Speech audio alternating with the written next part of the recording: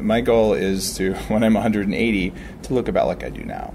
And I have no idea if I'm going to be able to look like this when I'm that old or not, but I'm absolutely willing to work to live to 180 and to die trying, because we're all going to die anyway. I just want to feel amazing until it happens, and I sure hope it happens in a very long time from now. And why wouldn't we make the small changes in our lives, in our environments now, to prevent the damage, so that even if we die at a normal age, that we have an amazing life until then. That's the worst case with what I'm doing. And the best case is I'm going to break some records. I'm okay with either one. Well, that's the important thing, isn't it? The quality of life. Yeah. And actually, whether you're 40, 50, 60, or whatever, as long as you're feeling good, that really is the most important thing. Yeah, feeling good and having a working brain. And all of us are afraid of that. And what happens in the research from Headstrong, half of people under age 40 have what's called early onset mitochondrial dysfunction. Big words. What that means is that the power plants in your cells, the things that make the energy that gives you your willpower, that gives you your zest for life, well, they aren't making as much energy as they're supposed to. So half of people under 40 are old, and everyone over 40 has mitochondrial dysfunction. They just call it aging. It is not necessary. We know about the system now, and you can hack it. And that's why I wrote my last book, and that's the stuff I've been doing to make myself look the way I look now.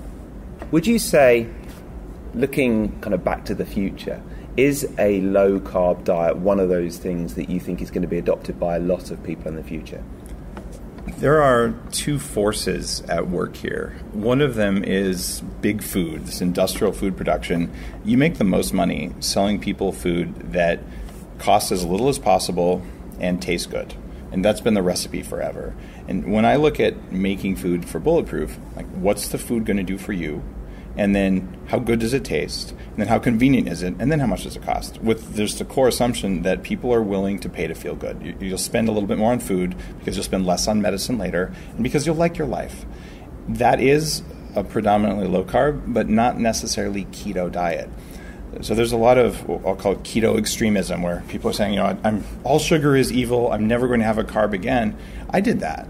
And I went for about 3 months in extreme ketosis, one serving of veggies a day. Mm-hmm. And I actually got new food allergies, and it ruined my sleep quality.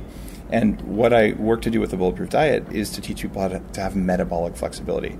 If you can't burn fat metabolically, you're not doing it right. If you can't handle carbs, you're not doing it right. If you eat all carbs all the time, you're probably doing it wrong. And if you eat only fat all the time, you're probably doing it wrong. And if you eat only protein all the time. So you got to teach your body to be flexible. But if you choose the lowest quality inflammatory proteins, or you choose to eat high fructose corn syrup and junk food and grains and all that stuff, then you're doing it wrong when you're eating carbs. And the biggest mistake that people are making right now is they're eating deep fried foods with seed oils and things like that, because damaged fats mess you up. Your cells, every cell in your body, the membrane of the cell is actually made out of tiny drops of fat. And if you eat damaged fat, you get damaged cells. Damaged cells can't make energy, and you look old, you feel old, and your brain works like you're old. This is what happened to me when I was in my early 20s, and I had massive brain fog, and I was overweight, and my joints hurt all the time, and all these things. Bad fats are a big part of this. So it comes down to metabolic flexibility, and when you are metabolically flexible, eating the right stuff.